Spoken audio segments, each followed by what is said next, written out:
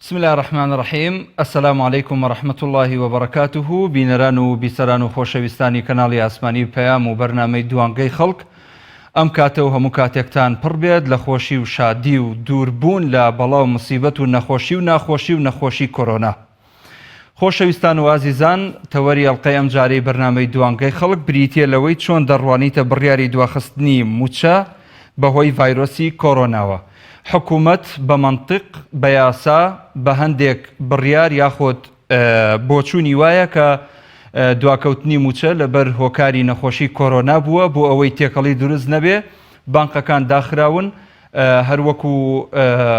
حکوومەتە خۆجێیەکان بڕیاریان داوە هەرچەنە لە سەرو خۆیانەوە ئەمریان پێکراوە کە هاتوچۆ قەدەغە بکرێ،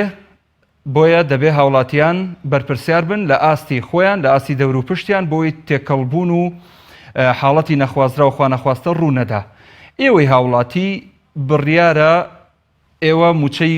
مانگی 12/2019 وەربگرن یاخود فەرمانبەران، تا ئێستا وەرنەگیراوە. ئەمە خۆی بۆ خۆی دڵڕاوچێ و حاڵەتێکی دەرونی ناهەمواری دروست کردووە لای هاوڵاتیان و موچەخۆران. پێیان وایە کە حکوومەت هیچ بیانوێکی بەدەستەوە نەبووە کۆرۆنا نەبێ بۆی موچەمان نەداتێ. ئێوە بە منطق بە شێوازێکی یاسایی و ڕێسایەکی جوان گزارش لە ڕاو سەرنجی خۆتان بکەن. تکا ئەەکەم هیچ کەسێک تەشهیر بە هیچ لایەن و بەرپرس و ناودارێکی ئەم وڵاتە نەکات. پێمان خۆشە ئێوەش بێنە دەنگ بیسەلمێنن کە فعلەن حکوومەت بیانۆکەی زەعیفە، دەستخۆش حکوومەت بیانۆکەی زەعیفە، بۆیە موچە تەوزیع ناکا لەبەر ئەوەی ئەوان بەبێ کۆرۆنا و بەبێ نەخۆشی دابەشیان ناکرد. چجای ئێستا کە نەخۆشی هەبێ واتە هەندێک لە هاوڵاتیان دەڵێن خواخوایانەکە ئەسڵەن نەخۆشی و ناخۆشی ئەو شتانە زۆر بێ بۆی موچە دابەش نەکرێ. هەڵبەتە لە ڕێی پەیجی کەناڵی ئاسمانی پەیام، پەیجی فەرمی کەناڵی ئاسمانی پەیام، ئێمە لە ڕۆژانی یەکشەمە و چوارشەمە بابەتەکەدا ئەنین هەندێک کۆمنت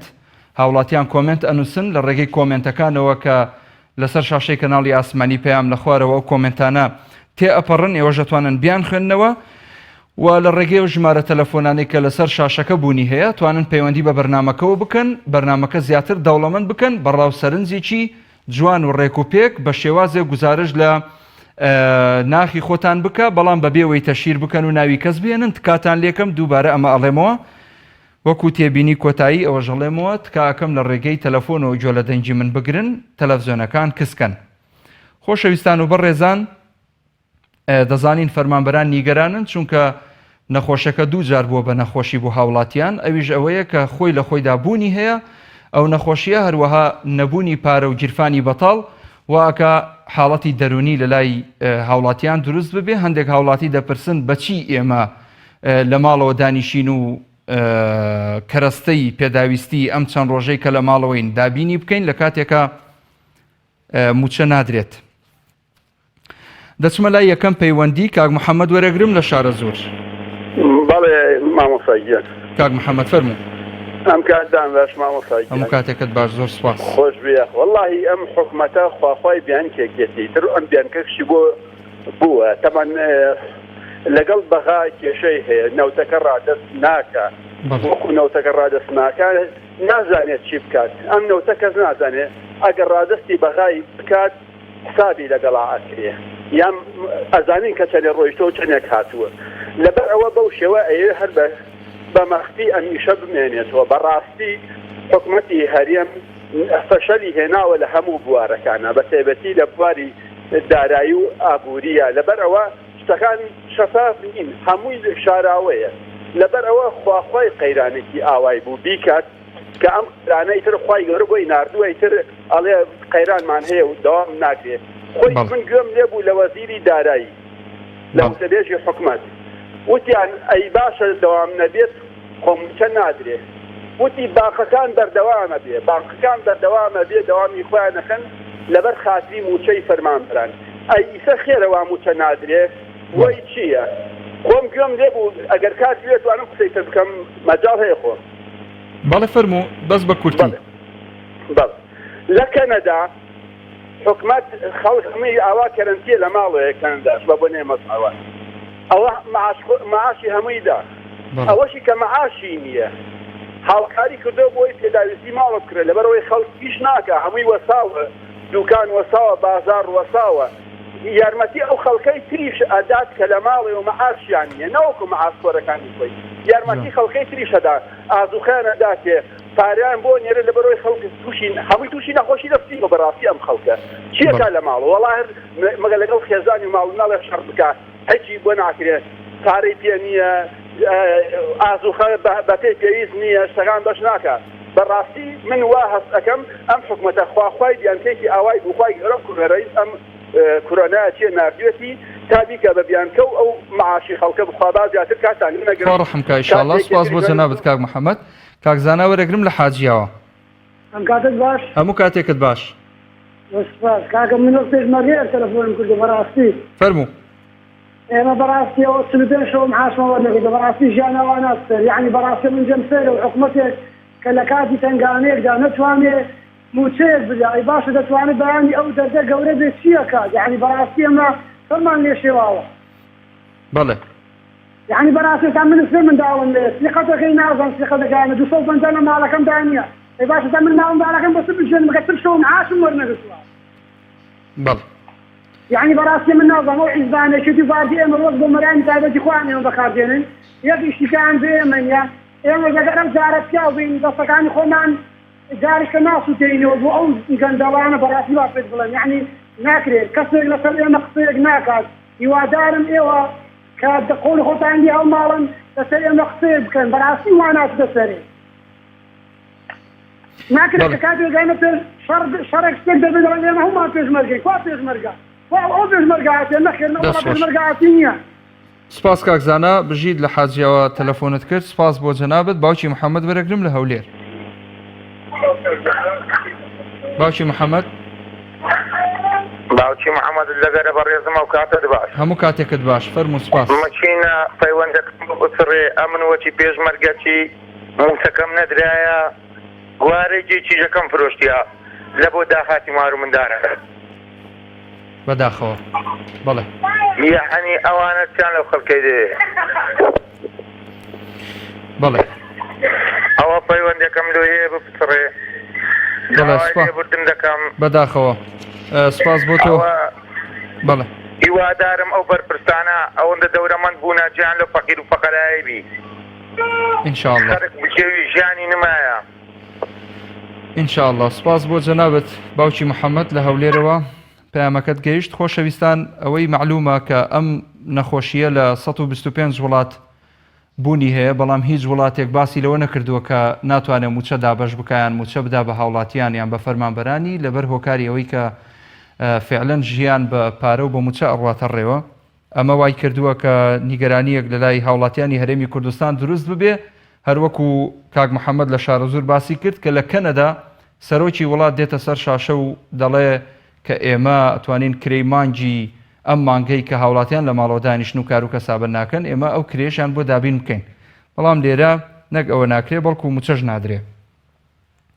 محەممەد لە کەلار فەرموو کاک محەممەد هەموو کاتێکت باش کاک محەممەد گیان باس دەکەم من وەکو ئاساییشێ ئەم موچەی مانگی خۆم تەنخانەکەم بۆ ڤایرۆسی کۆرۆنا هیوادارم هەموو موچە خۆران فەرمانبەران ئەم هەڵوێستەیان هەبێ بۆی ئەم شتە تێپەڕێنی لە کوردستانە بەڵێ دەست خۆش کاک محەممەد پەیوەندەکەی پسرا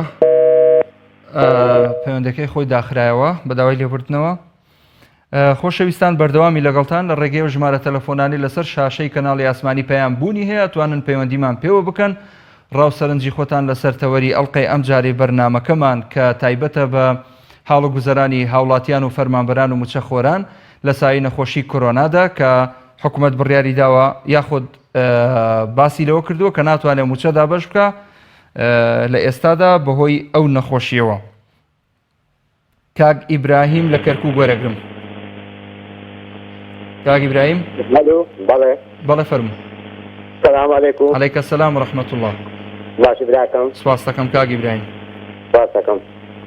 ئینشەڵڵا خۆی هیدایەتتان بدەم. خوا پشت و پەناتان بێ. ئامین. بەناوێکی زۆر جوانە. سپاس دەکەم جێگاشان ئازێ بۆ ئێمە سپاس دەکەم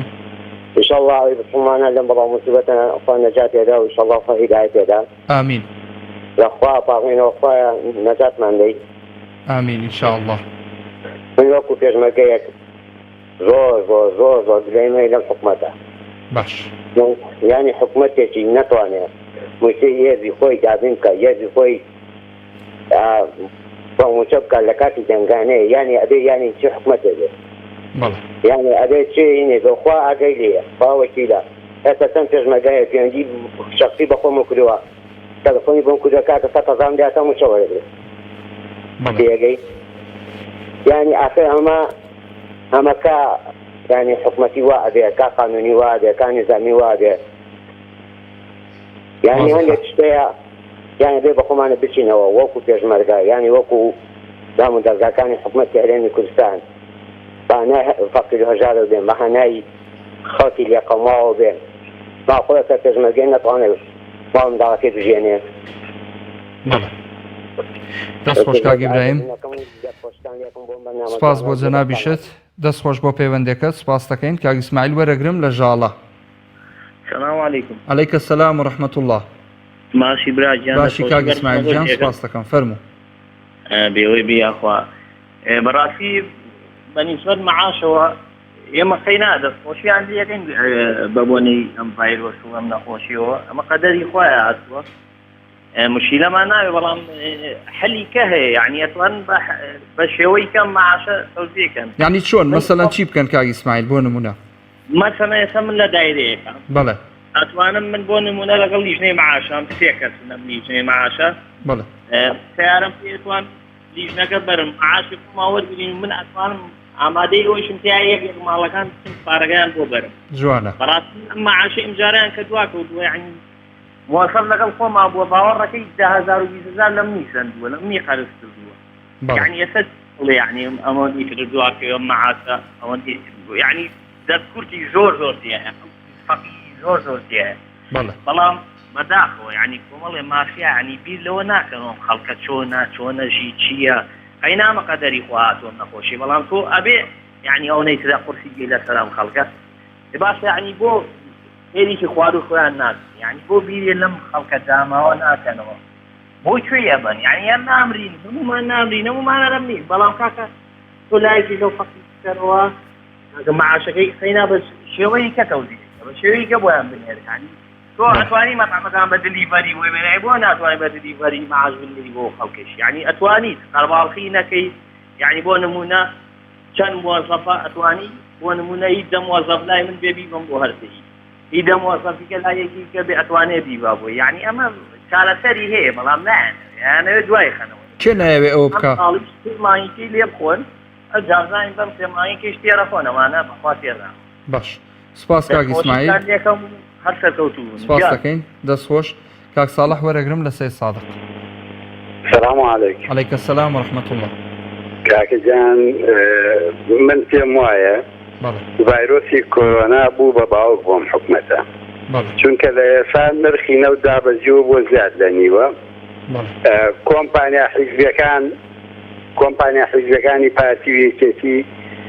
پارەی خەیاڵیان لای حکومەتە بە حسابی خۆیان ئەو داهاتی نەوتی هەرێمە کە ماهانەیان فرۆشت 400 میلیۆن دۆلاریان لێداوە بۆ قەرزانە 50 میلیۆنیشی ڕۆیشت بۆ حەقی کۆمپانیاکان 250 میلیۆنیشانەداوە وەزارەتی دارایی وەزارەتی مامۆسا و پێشمەرگەوانەی تێدا بەشەکرد من نامەوێ بڵێم بەس پێشمەرگە من ئەڵێم سەرجەم موچەخۆرانی هەرێمی کوردستان غەدریان لێکرێت بەڵام حەقە ئەم حکومەتە بە خۆیان بچێتەوە بۆ نمونەوەتە لە وڵاتی ئێران گەورە بەرپرسەکان کۆرۆناگرن بەشکم گەورە بەرپرسەکانی لای ئێمەش کۆرۆنا بگرن خۆ لە دەست علی خوای گەورە هیچی لێون نابێت لای خوا زۆر ئاسانە بەشکم بەرپرسە گەورەکانی ئێمە پێشی خەڵکی فەقیر و هەژار کۆرۆنا بگرن و نەجاتمان بدەن ئەوسا بۆ دانیێشەیەکە چون بۆ ئەوروپا ئیسا خوای گەورە ئەوروپاشی لێسەندرێن ئێمە خوامان هەیە خوا حەقی ئەم میلەتیان لێسێنێ دڵنیا بە پێشینانی کورد دەڵێن خوا حەقی بێشاق بەسەر شاخدارەوە نایەڵێ ئەمانی شەر وایان لێسوێەوەی سەرکەوتوو دروست پاسان سپاس بۆ جەنابەت کاک ساڵح کاک ئاکۆ وەرەگرم لە سلێمانی سڵاو لێ کاک محەممەد سڵاوی خوا لێبێ کاک ئاکۆ گیان بەڕێزی برای گەورەی چاوی من خزمەتام برا جوانەکەم ببێتە شی بەس کە پەیوەندیەکە دامەکەم باشە بەس بە کورتی تەشیریش نەکەی نا داوای لێ بگمەکەم من داوا لە وەزارەتێ بۆ سنبیری ڕۆ حکوومەت هێرێمی کوردستان دەکەم ئەلو بەڵێ فەرموو بەڵێ گیان چایە بە کەناڵە کوردەکان ناخشێنێتەوە ناوی کەناڵەکە ناوەن چەند کەناڵێکی ڕێژی و ئالی شەیە بەڕاستی یعنی دۆخەکەیان شێواندووە دۆخەکە بەم شێوەیەش نێوەیان دێکە چەند کەناڵێکی یعنی لە بەپەلە دوو دەقە جارێت 4 نەفەر لە پێ لەوەڵمدا 6 نەفەر مردووە شتەکە بەم ڕادەیەش نییە خەڵکوازانێ بەم ڕادەیە بەڵێ وی حقی وەزاری تەندروستی و حکومەت هێرێمی وزان ئیجراعاتێ بەو شتە بکە بەڕاستی یعنی باش زۆر سپاسان دەگەم بەڕێز یەکجار موچەخۆرانی شۆگرەی لە حکومەت دەکەن من ئەڵێم لەگەڵ ڕێزم حکومەتێکی خراپە بەس باوەڕە دەبێت لە هەموو حکومەتی وڵاتەکان باشتر لە ئەم شتەی کردووە لێرە ئیجراعاتە تاتم گرێتەوە شتێکی زۆر باشە بەو ڕادەیەش نییە خەڵک مردوم لە برسا و مەحاسەکەم دواتەوتۆ ئەوانەی کە وا دەڵێن باوەڕە دەبێت سارەکەی ژێری بای دەفتەرەکە دەفتەرێک و بیتۆڕەکەیە صاحبی 34 حەزەیە یعنی لەگەڵ ڕێزم زۆر ئای بۆ خەڵکەوا دەکات بامانگێ لە ماڵەوە بێ خۆم لێ لە برسا بەڵێ دەست خۆش کاگاکۆ سپاس بۆ پەیوەندەکەت کاک ئارام لە پێنجێ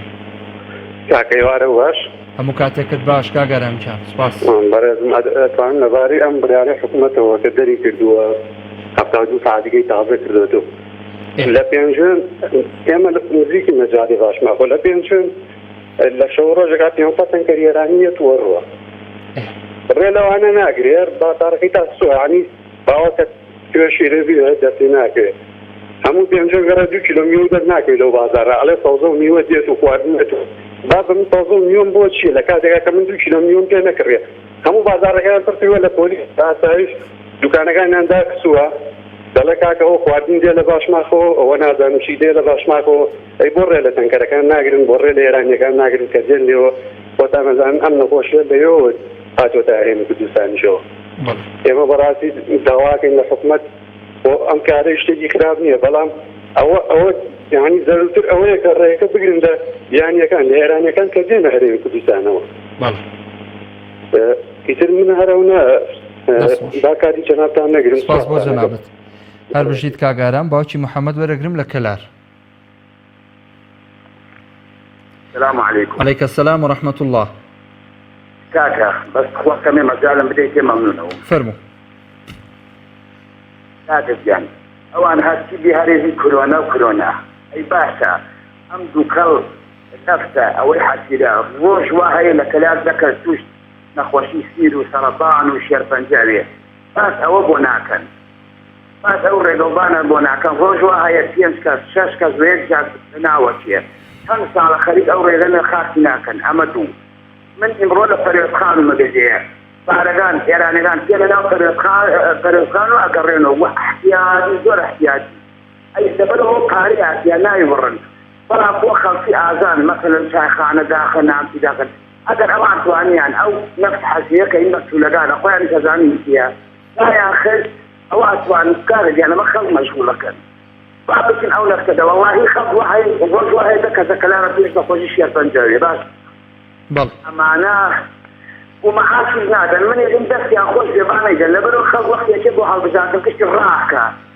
معناه خزانه خلق دبای سنبوی وایانی کن زور سپاس کارم دست خوشتن دست خوش باشی محمد کاک شمال ورگرم لسلیمانی.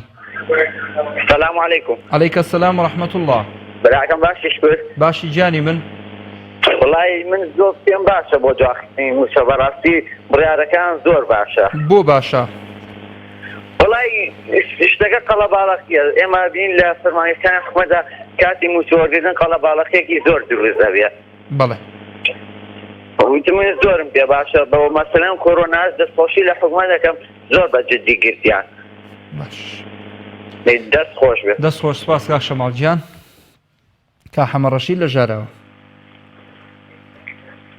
كاكا محمود او كاتب باش. همو كاتب باش كاحمد رشيد زور سپاس. راي بريزي. كاكا خوشيان بردوام ناكري اتشي نخوشي دنيا هاي خربيتوا ناكري دزنجيان هالبقين. بالتأكيد. دەبێ ئەو خەڵکە بژیە بەڵام پێم سەیرە دەسەڵات بیر لە چ دەکاتەوە ڕێزم بۆ چاکەکانیان دەیگوت خازادێ سۆران دەیگوت جا فەقیر با شیری بخوا خۆگار نەبێ تەحمل بکات چییە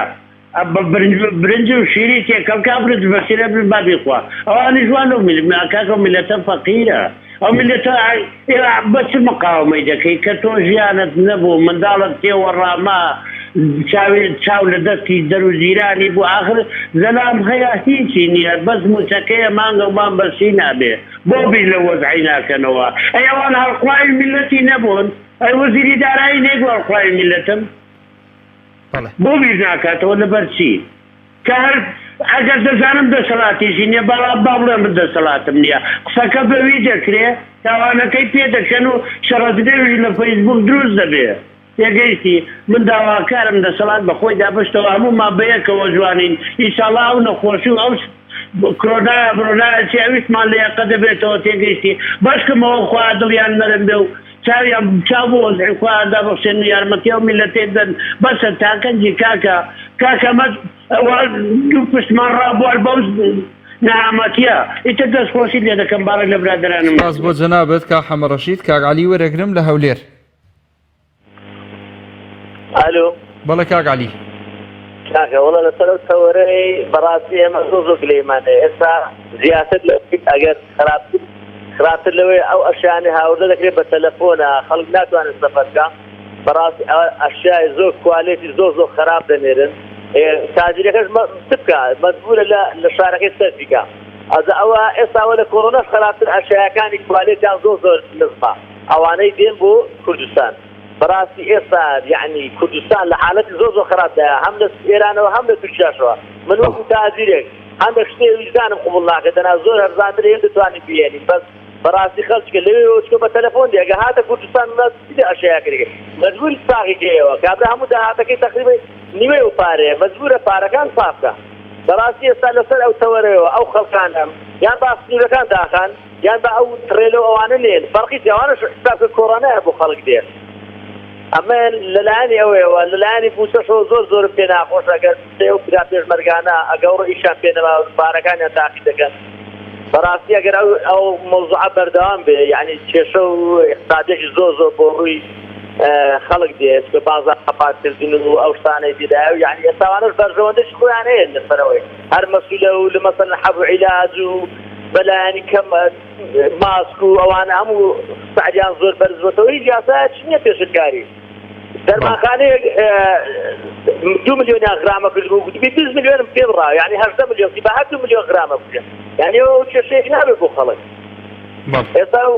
من وام پێ باشە یعنی حکومەت چاودێری ئەو شتانە بکە بەڕاست چاودێری کەمە ئەوە لەسەر تەلەڤیزیۆنەکان و دێنە دوو ناو مارکێت و هەندێک لوزەی پزیشکیوانە وان نییە ئەوانەی کە زۆر بەڕاستی ئێستاشتی خراپ ڕوو دەدات دەست خۆش کاک عەلی سپاس بۆ پەیوەندیەکەت سپاس بۆ تۆ کاک مەریوان وەرەگرم لە دەرمەنی خان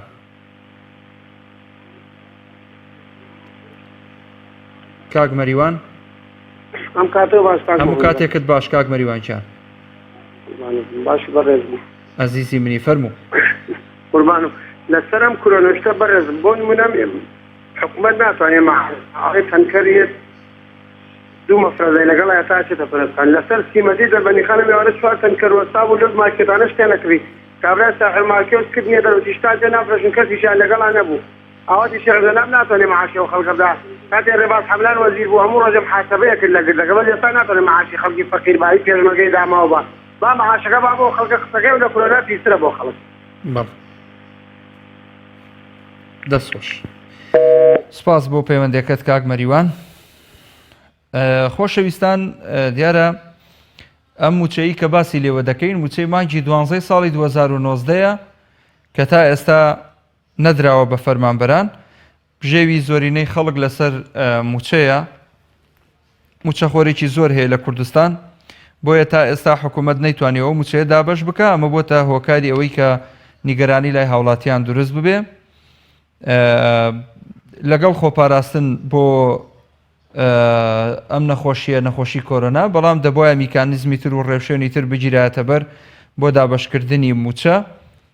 بەڕای هاوڵاتیان ئەمە ناحەقیە دەرهەق بە فەرمانبەران دەکرێت هەندێک لەو پێشمەرگە بە ڕێزانەی کە تەلەفۆنیان کرد دەڵێن یەکێکیان ئەڵێت من گوارەی کچی خۆمم فرۆشتەوە بۆی مەسرەف دابین بکەم بەڕاستی ینی نەبێتە شتێک من نامە بۆ ئاکاونت و پەیجی خۆم لە فەیسبوک هاتووە ئافرەتێک نووسیوێتی مامۆستا تکایە ینی بەدەممانەوەرن من ژنە شەهیدم مناڵێکم هەیە کچەکەم دەرگای سەلاجەی کردووەتەوە و تێتی دایکە پارەمان نییە سێو بکڕی میوە و خواردن و کەرەستە هیچ شتێک لە ماڵمان نییە ئەمە بەڕاستی حاڵەتێکی ناخۆشە هەروەها خەڵکێکی تر نامەیان نردووەڵە من 2 مانگە کرێخانوم نەداوە چۆن کرێخان و بدەم تکایە هاوکارم بن دەبێت چەندان حاڵی تر لەم بابەتە هەبێ کاکچیا وەرەگرم لە چەند شەماڵ کاکچیا فەرمو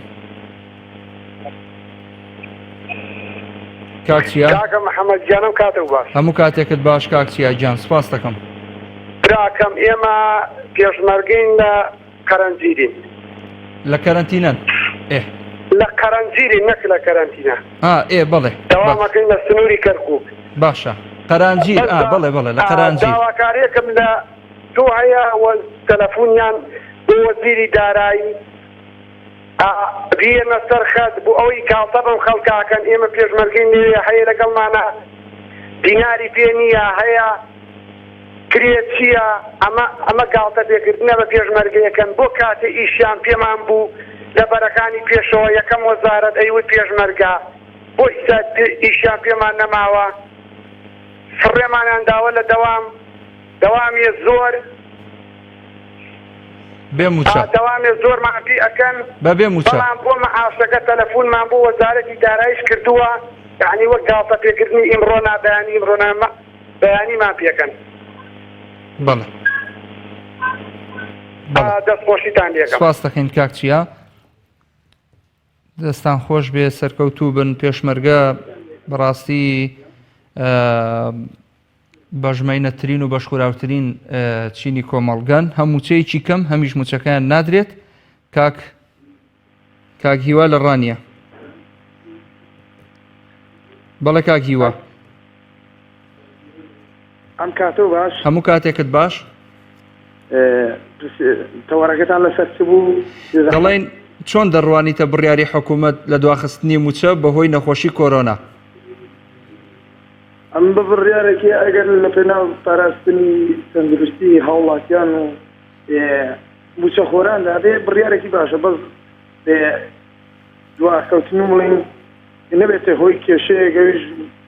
وەکو ساڵانی ڕابوتر بۆ هاوڵاتیان و موچەخۆران لە هەمان کاتدا ئەگە حکوومەت سیستەمێکی بانکی بۆ موچەخۆراندا نابێ وەکو هەموو وڵاتانی تر ئەوە هیچ کێشەیەک لەم حاڵەتانەدا بۆ موچەخۆران دروست نەبوو بەڵێ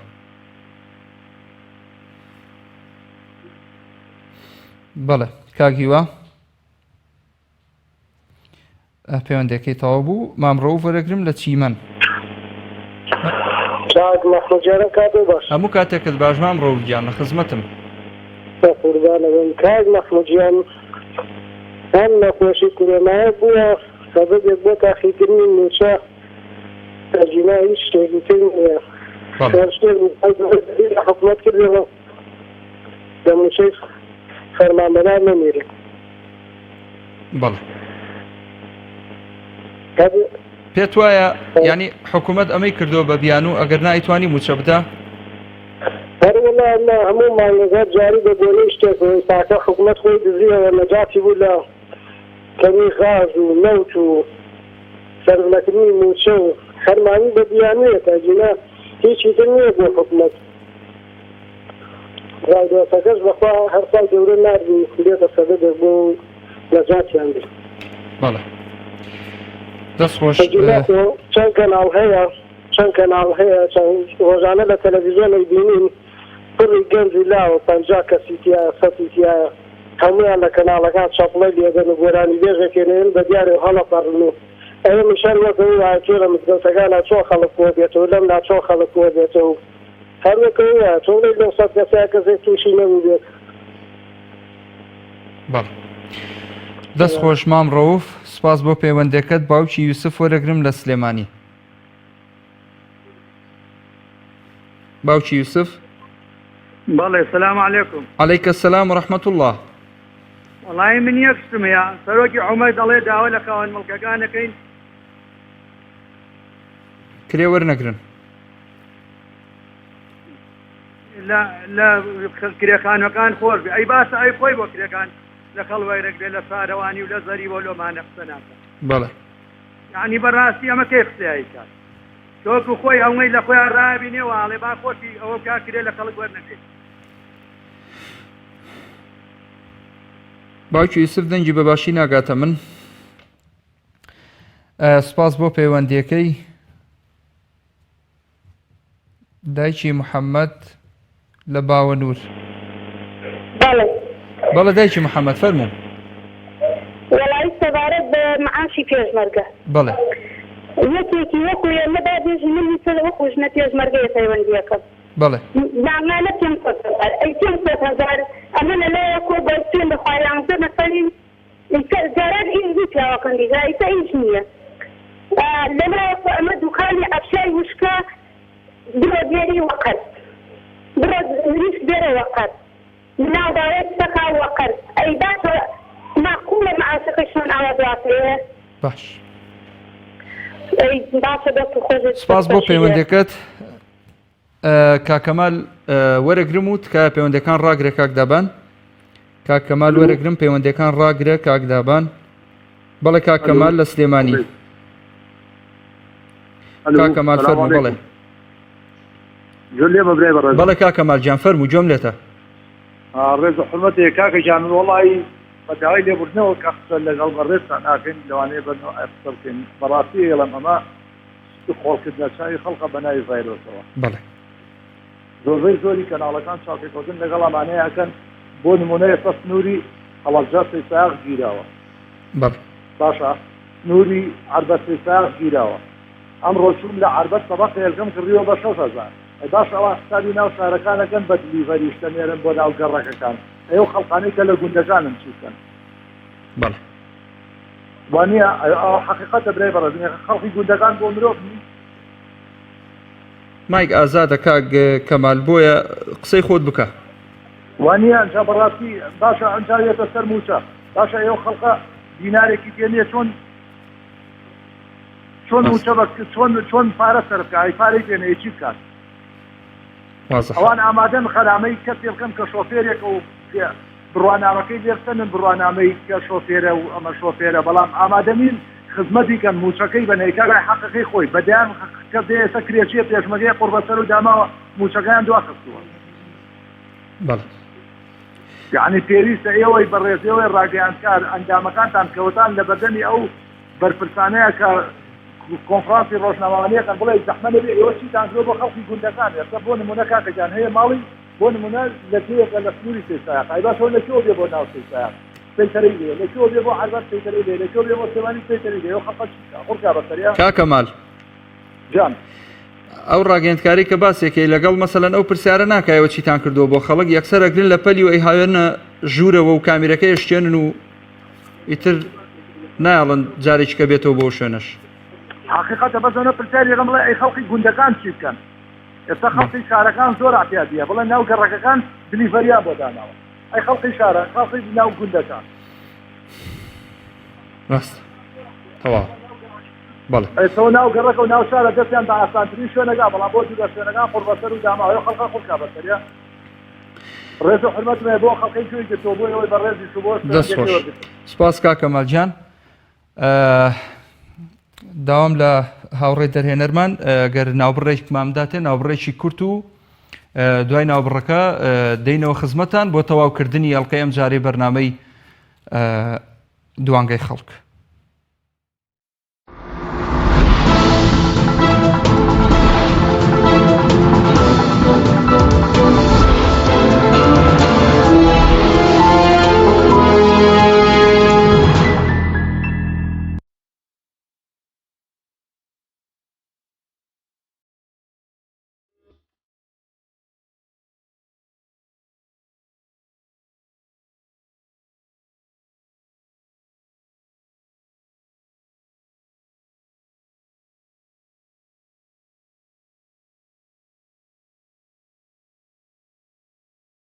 من دەمەوێت ئەمڕۆ سەردانی یەکێک لە ئەشکەوتەکانی تری کوردستان بکەم ئەشکەوتی جاسەنەیە. ئەشکەوتی جاسەنە سەر بە گوندی جاسەنەیە لە ناوچەی سووردار یەکەمین شتێکە بە چاپخانەکە کردیان بەیانێک بوو فراوانی ئەمەشکەوتەوە دەواازەیەکی زۆر گەورەی هێوای کردووە گونجاو بێ بۆمانەوە ژمارەکان وەکو دەوری نەبوو لەبەرەوە پەیامەکانیان ئەویست زوو بە خێرایی بگاتە شوێنەکان لە مودەیەکی کەم شێخ مەحموود دوای ئەوەی کەوا سلێمانی بەجێ دێڵێ و چاپخانەیەک کەوا لە بەلەدیەی سلێمانی دەبێت لەگەڵ خۆی دەیهێنێ و ئەلەم ئەشکەوتە یا دایدەنێت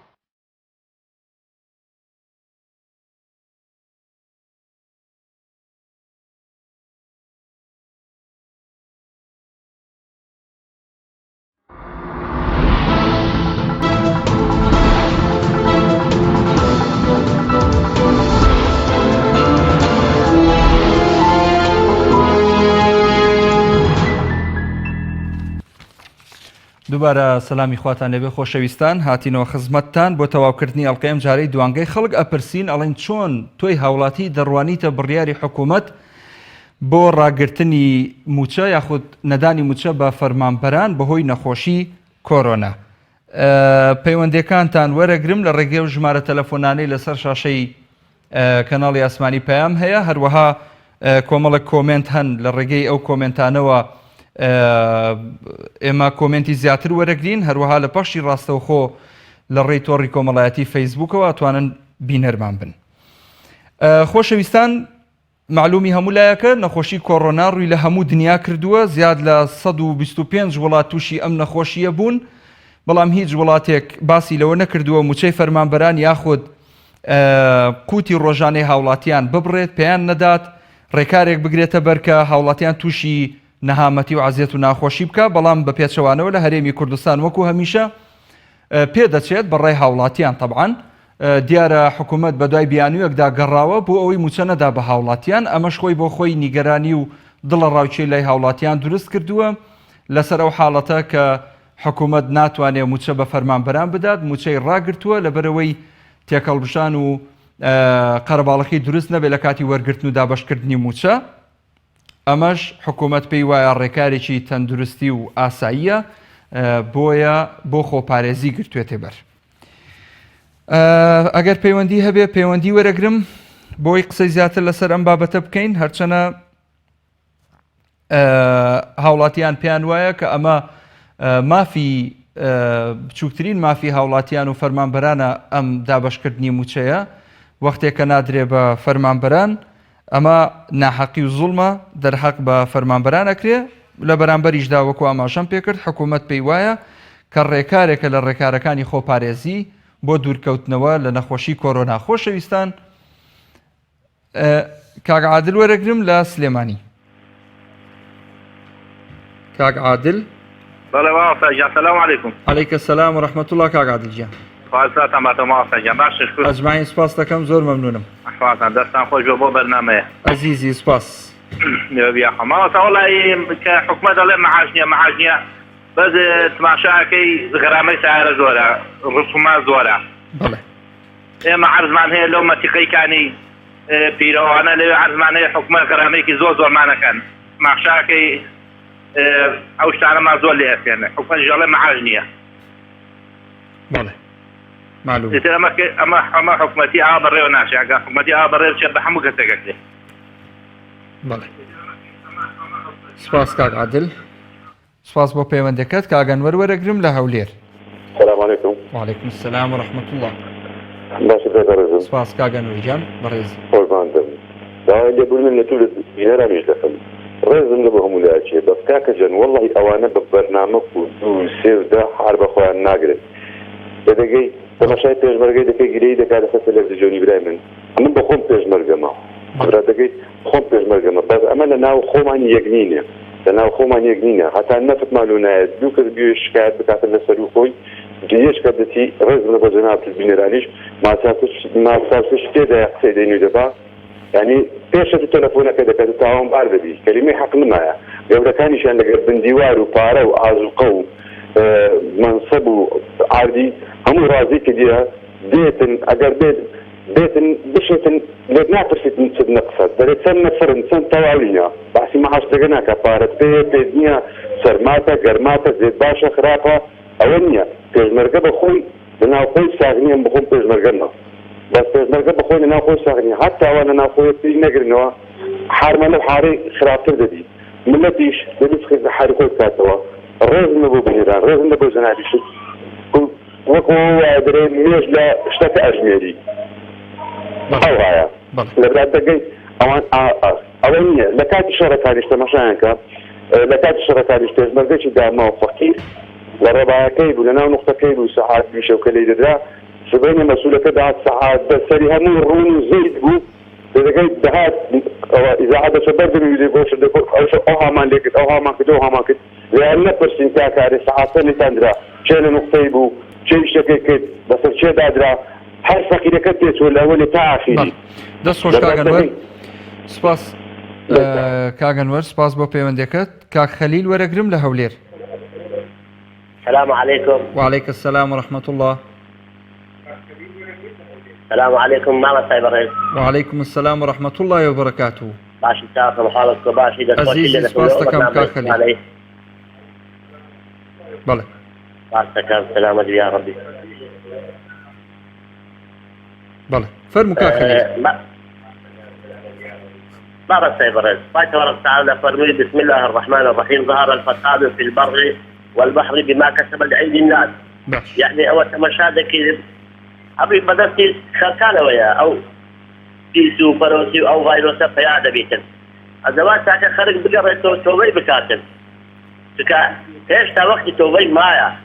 دعاء له قيام بكان دعاء له مارو مداريان بكان توجنين وهذا دعاء بكان هو ده نطارينه دعاء له كسانة بكان كغدر يعني كرجينا ويا توشي كورونا بكان هذه والله دعاء كردن لخلق باجني كأخلي يعني يسألون من يجدو كنار شيء ما بصير باور بكا زراوي خدش عن برجا زراوي خدش عن برجا يعني لما ماليزيا يدوك الزقري قال انا دري بطلا دوك لما ماليزيا قلتي بداخوا سباس كاخليل تماشاي يعني تماشاي او هو اشتكى اكسبايرا او هو درماري اكسبايرا في شرده يستعو شركه نفسها من راوساينا او مجهود تارا بس او خلقي عندها جدا ادي اوان هم راجتي ادي اوان شمولنا فوشنيه شو واضح اما قال لي لو دوله كافره هذا كان لون من يسدان قلت ترامب وانا كافر الفرم الدنيا 5 مليار دولار لو ملتي خوي دابين كد حكومتي ما تنتي لو ملتي ما دابين كد بەڵ دەست خۆش کاخەلیل سپاس بۆ پەیوەندەکەت کاخەلیل کۆ تا پەیوەندی بوو کۆمنتەکان نەخوێنمەوە کا کامیل ئەنوەر ئەڵێ حکوومەت بە فرسەتی ئەزانێ دەوام ڕابگرێت هەتا دابەشکردنی موچە دوابخا کارزان مەسعود دەڵێ خەڵک هەموو ئەزانێ ئەم ڕاگررتنی دەوامە بۆ ئەوەیە موچە نەدەن و داهاتی گشتی بە هەدەر بدەن نوری مستەفا ئەڵێ موچە و کۆرۆنا هیچ پەیوەندیان نییە بە یەکترەوە دابەشکردنی موچە زەرورە بە تایبەتی لەم کاتەدا کە هاوڵاتی دنیایەک پێویستی هەیە بیکڕێت مەلا عومەر شارستێنی نووسیوێتی وەڵا کارێکی زۆر نامعقوڵ بوو هەر لە خۆیان دەهات داراجەلان نووسیوێتی ئەمانە خۆیان لە ڤایرۆسی کۆرۆنا خراپترن بۆ گیانی ئەو خەڵکە عوسمان بەختیار دەڵێ کاتێک منداڵەکە داوای شت دەکات و دەڵێت با موچە وەرگرم حکوومەت هەرگیز ئەو ئازارە نازانێ کەمال سوورچی نووسیوێتی ئەوە گریمان ئێستا بەهۆی کۆرۆناوە دوا ئەخرێ ئەی پێشتر خۆ هێشتا موچەی 2019 تەواو دابەش نەکراوە هاوکار جەلان نووسیوێتی تەنها بیانوویەکە و هیچی تر هەموو مانجێک بیانوویەک دەبیننەوە بۆ ئەوەی تاخیری بکەن سەرکەوت مەحموود نووسیوێتی مەترسی کۆرۆنا و مەترسی دابەش نەکردنی موچە بەیەکەوە ناخۆشە خی گەورە حەقمان بسەنێ ئەمیرە هەورامی نووسیوێتی وەڵا بەس خەڵک مەشغوڵکردنە هیچ پەیوەندی بە کۆرۆناوە نییە دابەشکردنی موچە خۆشەویستان ئەڵلقەی ئەم جارەوتەوەری ئەم جارەی بەرنامەی دوانگەی خەڵک هاتە پایان تا ئەڵلقەیەکی تری دوانگەی خەڵک بەخوای گەورە و میهرەبانتان ئەسپێرم سپاس بۆ هاوکارانم خواتان لەگەڵ